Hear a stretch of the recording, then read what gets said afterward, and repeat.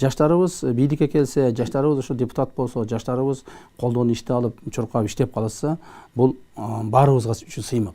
Мамлекетибиз үчүн жакшы болот. Бирок ошо жаштарыбыз кандай жаштар болуш керек? Депутат болуп шайланып келе турган адамдар кандай болуш керек?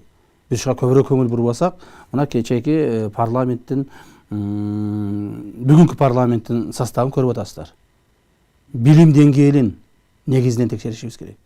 Адамдын патриоттуулугун, мекенчилдигин, элине, журтуна, мамлекетке берилгендигин сөзсүз текшеришибиз керек. Азыр билим деңгээли деп жаштар дегенде сөз болгондо, сиз деле мисалы биринчи депутат болгонуңузда азыркы депутат болуп отурган адамдардын кулагындагы эле депутат болгонсуздар. Азыр кандай айырмачылыкты көрүп турасыз? Мындайда, мына азыр мисалы ошо депутат болом деген жаштарыбыз кандай болуп атат?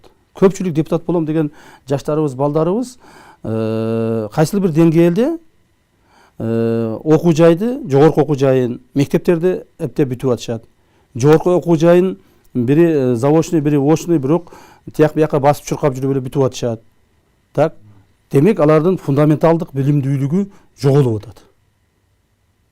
Билимдүүлүгү жоголуп атат. Так, анан ал ошентип бир диплом алгандан кийин, диплом алган маалга чейин эле акча кылып бир жерлерден, азыр акча кылыш оңой болуп калды. Акча кылып бир аз акча таап алып атышат. Кээ бирлери атасына ишенип атат, кээ бирлери кудасына ишенип атат, кээ бирлери кудасынын жээнине ишенип атат дегендей. Ошентип олтуруп эле, анан булар мен эртең депутат болом деп чыгып атышат. Бирок депутат болуш үчүн элге кызмат кылып, элдин көйгөйүн билип, элдин ички туюмун билип, элдин проблемасын билип, жана айткан эң негизгиси адамдын билим сапаты болуш керек да. Мына мени сурап атпайсызбы, сиз деле ошондой элеңизге туура. Биз деле ошондой болуп келгенбиз. Бирок биз ошол маалда, мына мен жеке өзүм айта турган болсок, биз ошол маалда мен мисалы Оштогу Терешков атынан мектеп интернаты бүткөнбүз.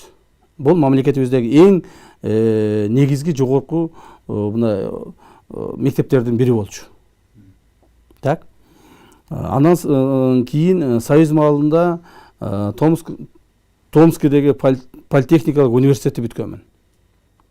Химико-технологический факультет. Специальность технология электрохимических производств деген. То есть фундаменталдуу билимди алганбыз. Ошол фундаменталдуу билимди алгандан кийин бул жерге келип, бул жерде дагы кошумча Кыргыз мамлекеттик улуттук университеттин юридика факультетин бүтүрдүм.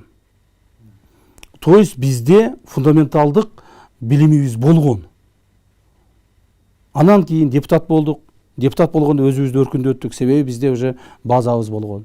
Андан кийин министр болуп иштедим, билбегенибизди билдик, билгенибизди дагы өркүндөттүк. Андан кийин лидер партия болдук, лидер фракция болдук. То есть ушунун баардыгы келип отуруп адамдын билимине келип туруп такалат да. Азыркылар болсо, мына көрүп атасыздар. Бая мен айткандай, эптеп мектепти бүткөн, эптеп университетти бүткөн, анан кийин 5-10 тыйын кылып алып мен депутат болом деп чуркагандар. Атасына ишенгендер, кудасына ишенгендер, кудасынын жээни болом, кудасынын тагасы болом деп чуркагандар. Биз ошондуктан ошол партияга алганда, партияга айрыкча ушу депутат болууга тизмет түзгөндө өтө этият болушубуз керек. Этият болушубуз керек, өтө кылдат карашыбыз керек деген ойдомун.